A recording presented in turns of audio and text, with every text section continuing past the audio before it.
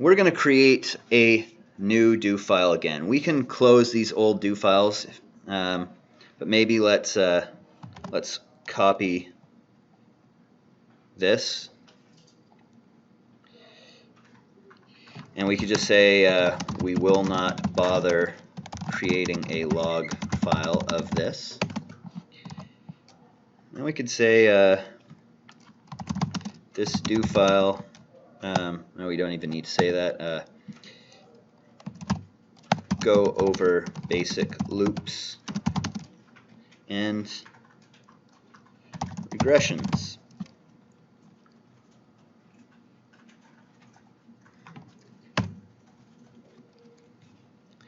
And maybe you want to save this. I do want you to save this. Maybe you want to save it in your do file, your do folder, I mean. Maybe you want to actually create a new folder here. Maybe that's appropriate, just given it's not going to be relevant to our project, but like call it other.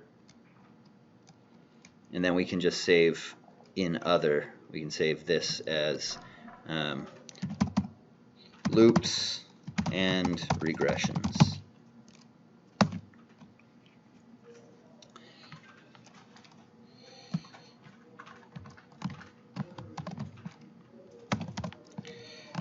So let's do some basic loops. And we're obviously going to have to continue this tomorrow, the regressions stuff. But let's load a new data file to go over 4 values for each and while.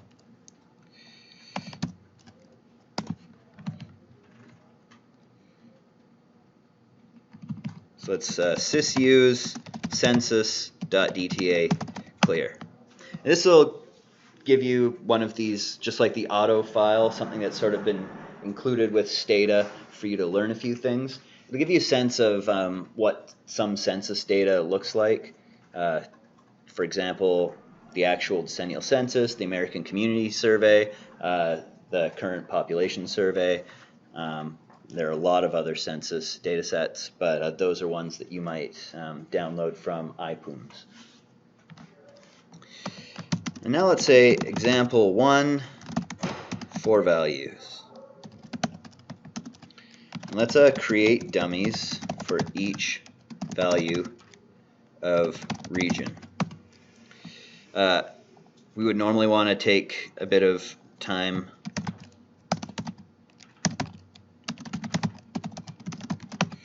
to look at this. Maybe we'll just tab region briefly. You can see if you tab region no label, you got 1, 2, 3, 4. This just divides the country into the northeast, north central, the south, and the west. There are a number of other variables in this data set, state, state 2, and some population variables, along with a few other variables that might be interesting.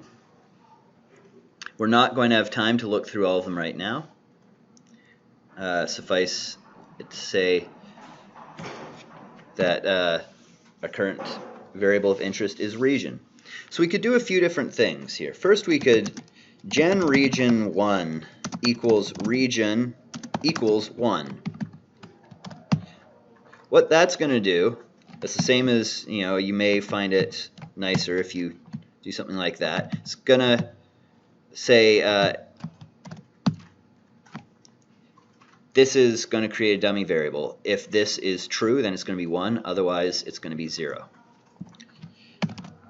And you could go through and do this.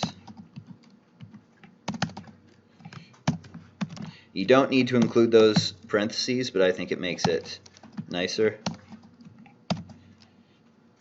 So maybe you just want to run this.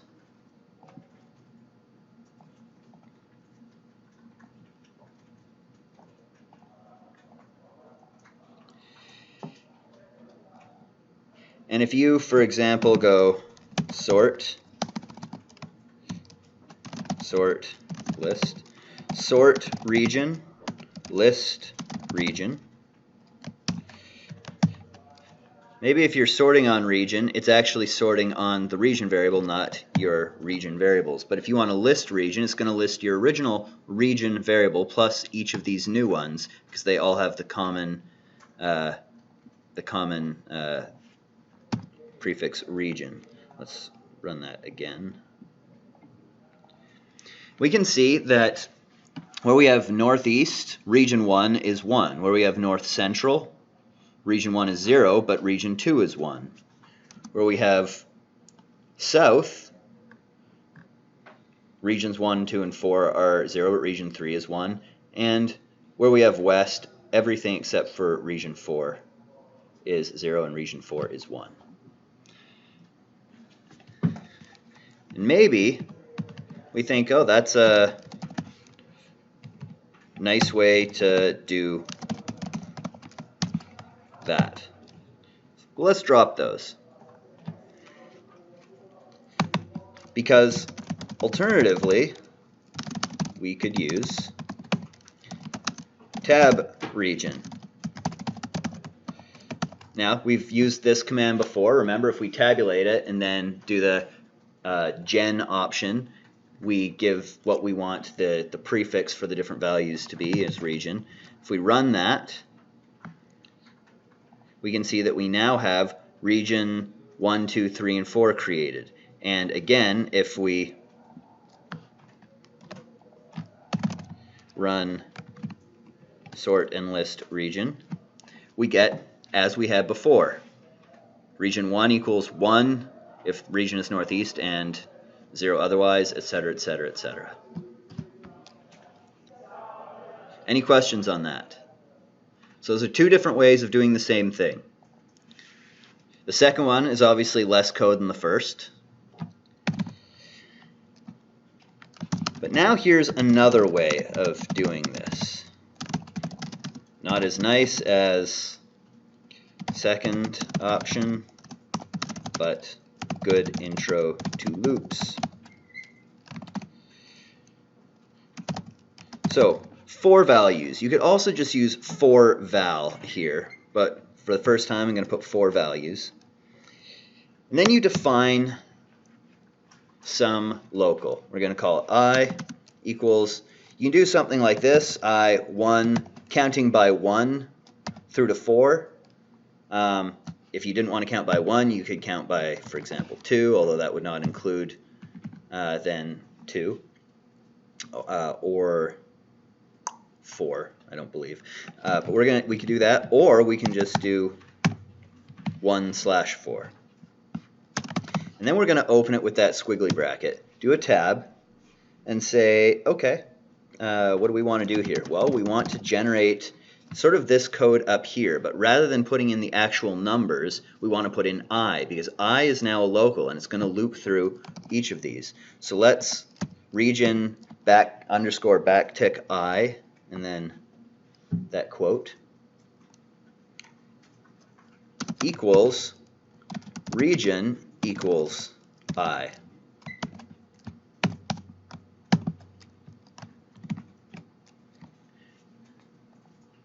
And if we run that,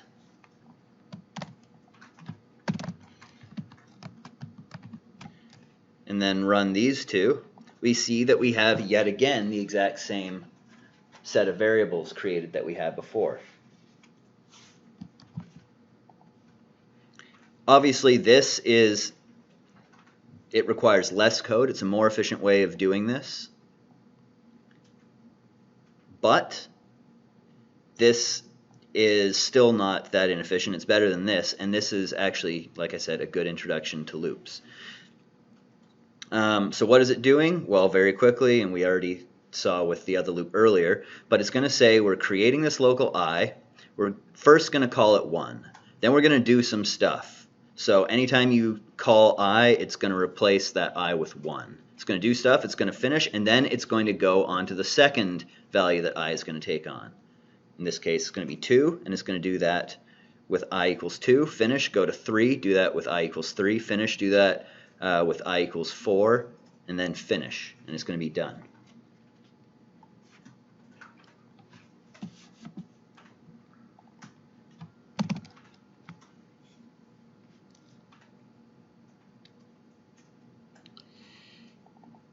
So let's drop region underscore star now.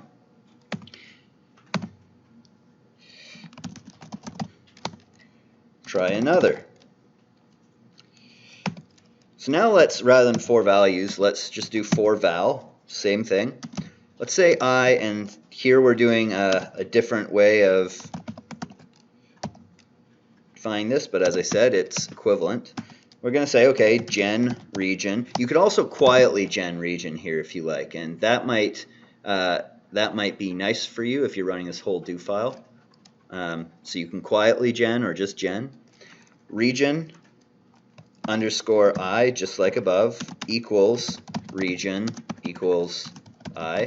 But now let's add some new code in. Let's say dij. We could even say something like count is j. Now we haven't called j, so what we actually have to do is, or define j, we have to define this local j up here. And let's define that local j as the value of the local I plus 50.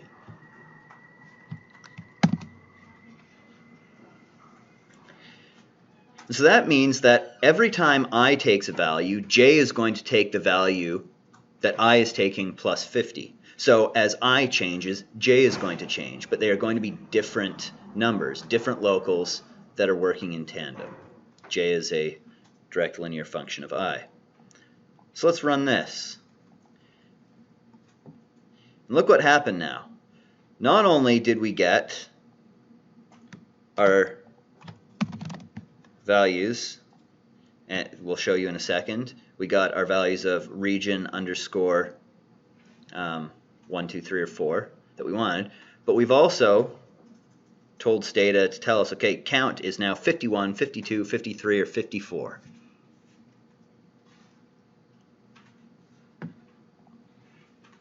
And as I said, we can still see that we created those variables of interest, and then let's drop them.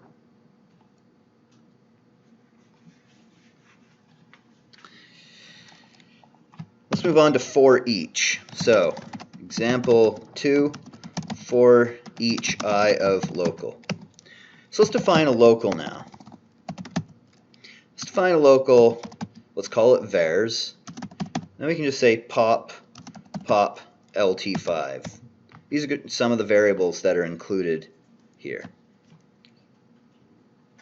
And remember, locals, when we define them in a do file, are only going to work for as long as we are executing the command within which they are executed. Let's also define a global here, and again, generally you wouldn't do this, but here we're going to define this global, vars2 pop lt5. And now, for each I of local vars. So here this is different than what we were doing above with for val. We were defining I as equal to one of these numbers. Now we're defining this local I as being an element of this local, and this local is a list of variables. And we're telling Stata to just treat this as a list. For each I of this, let's sum I, and then describe I. Then let's close it. So let's run this whole command together. This whole, these 5, 6 lines of code. So when we run this, maybe it'd be nicer if we actually widened it and ran it again.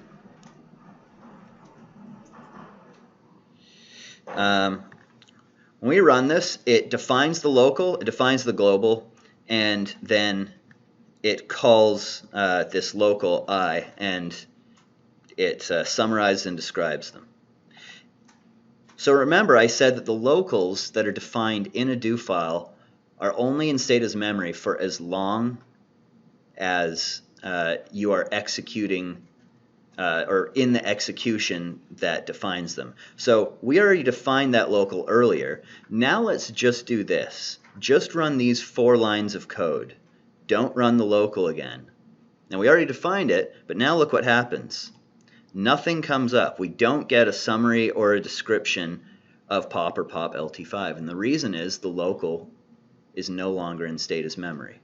If you typed into the command line, then you could, after you've executed that, continue to call it, but when you define it in the do file, it is not. But example 3, for each j of global, if we just, for each j of global vars,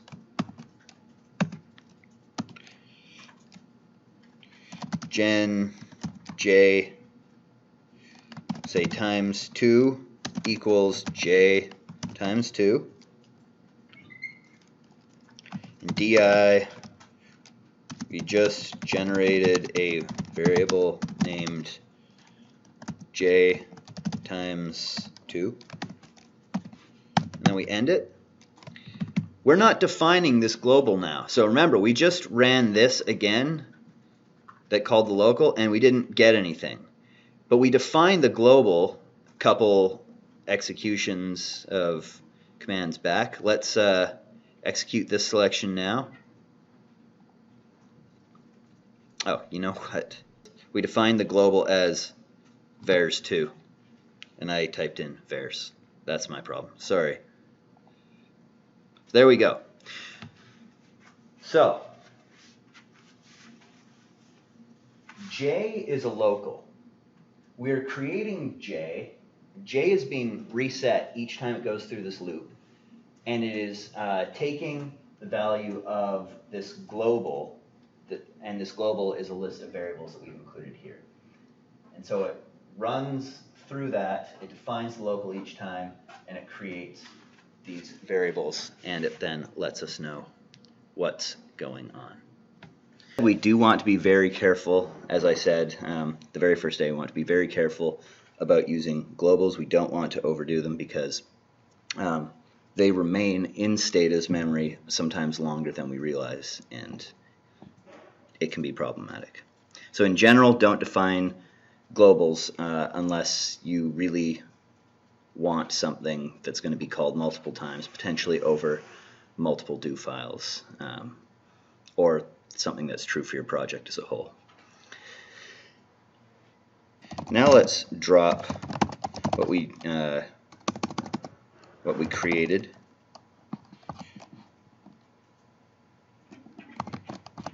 There we go.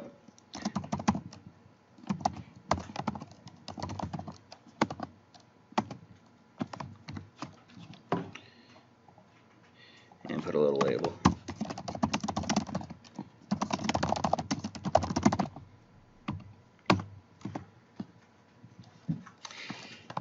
Let's go to example 4, which is going to be using a for each loop within.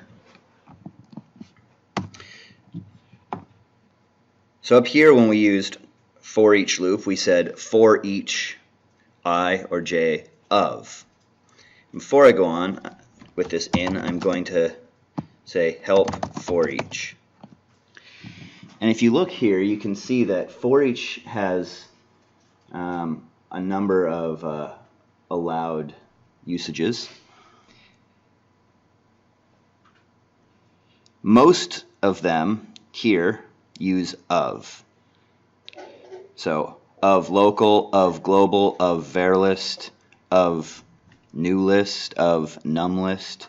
So depending on what you're using, for example, if you're using of num list, you have to then have a list of numbers, not a list of variables. Depending on what you're using, you have to have the right thing defined, otherwise it won't work. If you're saying of local, then you have to have a local, but you do not actually have to call that local when you do that using the backtick on the left side and the single quote on the right side. For example, here we said for each I of local vars, and vars is a local, but we did not call it doing this. And that is one of the only times that you can ever call a local without putting the backtick. Would it return an error if you have the backtick? Yes. So let's do that actually.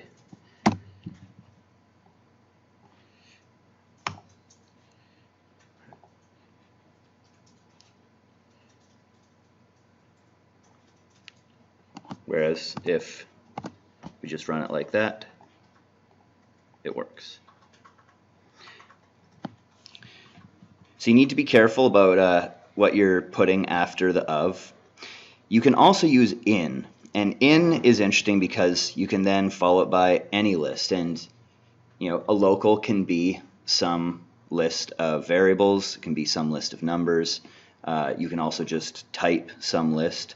So if you use for each I, for example, in something, here let's use for each s in, and then we can actually just define, or sorry, not define, we can actually type out, if we like, our list of variables.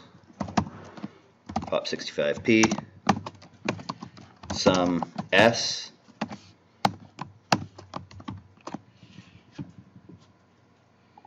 let's close this and run this. Then we see that we get summation, or sorry, the summarize for each of those variables. Interestingly, if you instead defined a new local called var that was pop lt5 and pop 65p, and then you were using for each in rather than for each of local, we would then want to call it using the backtick. Oh, we got to define the local as we execute it. So notice that different way of calling that local depending on whether you use for each of or for each in.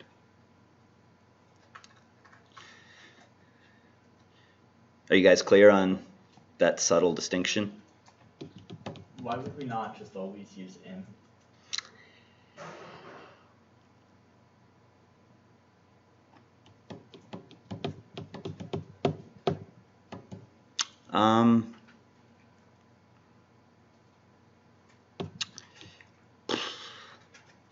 I can't come up with a good reason right now. I feel like I've used for each in for certain things and run into issues that went away when I changed to some for each of. But I may have been up late coding and just like making some mistake, and somehow I fixed it in the for each of. It may be one of those things that is like, maybe you can tell me after you've used it a bunch if you notice when one will only work for a certain thing. That's fine. Like sometimes something works and yeah, sometimes it doesn't, so you try something else. I can't think of a reason why for each in would not work for every purpose. But I might be forgetting something right now. So yeah, if you think of it or if you come across it, please let me know because it'll be useful for next year. And I can put it on the videos. Cool? Yeah, I think I'm just kind of trying to understand like how the loop works. So like, is I or is the S like if I... So it's doing two things with S. One, okay, so it's redefining S every time it goes through its list. So its list right here has two elements, and it's just going to loop over or loop through the elements. So it's going to go through the first one, which is pop lt5, and then it's going to define S as pop lt5, and then afterward, if you do something with S, it'll do it down here. If you don't do anything with S, then if you just say like, summarize period, like just summarize, and you don't have that, and it'll just summarize the whole thing, but it won't do anything with S, so it doesn't matter that we're looping over S, like your code had earlier. And then it's going to go back through and redefine S as the second element of the list, and then it's going to do something like that. Got it. That was actually, I got it now. Cool. It was the S becomes each element of Yeah. the list. That's what I was. And it's redefined, each time. Each loop. Yeah. Okay. So that time it loops twice. Yeah, Okay. and you could loop over thousands of things, like especially if you use 4val 1000, you guys can imagine. Now, imagine if you were trying to download data, like we did. We did that copy stuff, but imagine I had put up 1,000 files and they just differed from each other in that they were each individually by year.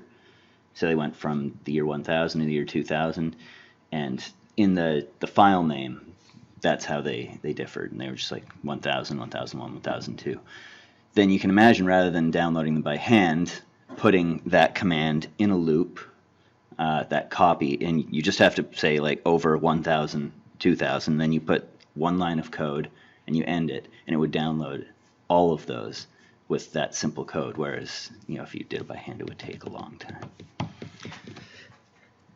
Can you nest Yes. for loops? Yes. And sometimes you really do want to nest them, but you do need to be careful. Once you start doing that, you really want to try to conceptualize what you're doing before you tell Stata to do it, or like what you want it to do. And if you're doing something just a little off, it could result in some data that you think is one thing, but it's actually not. So just, good instinct. You will want to do that sometimes, but be very careful. Okay, example 5, while loops. Local I equals 10. di. The section on loops will end in. It's ominous. While I is greater than 0, and you can use while in a few different ways, but while I is greater than 0, di, call the I,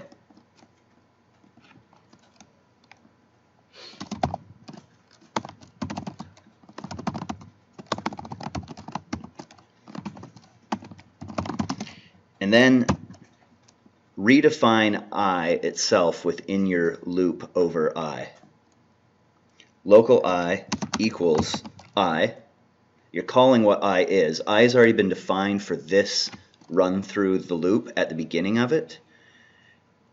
And if we didn't change anything, then you could get stuck in an infinite loop, right? Like I is 10, while I is greater than 0, do something. But I isn't changing, so thankfully it's not going to keep looping. But if you said, for example, local I equals I plus 1, then I would go from 10 to 11 to 12 to 13 to 14 to 15, keep going up. And as long as I is greater than 0, it's going to keep looping through it and do it. So you get stuck in this infinite loop. We don't want to do that. Can you break it? You can. Yeah, it's not going to blow up your computer or Stata. But it does sound a little ominous. Will it ever stop, or will Stata just keep running? I guess I can figure it out right now. Yeah, I mean, I haven't done that in a long time. We could see what happens. But you see what just happened here when we did I minus 1, right? Now it went, section on loops will end in 10 seconds, and then it changed it from 10 to 9 in here. Then it went 9 seconds, 8, 7, 6, 5, 4, 3, 2, 1. Now, do we want to do this? I'm a little nervous. What's going to happen, guys? Oh, so if we had set more off like you have, I'm just going to break that.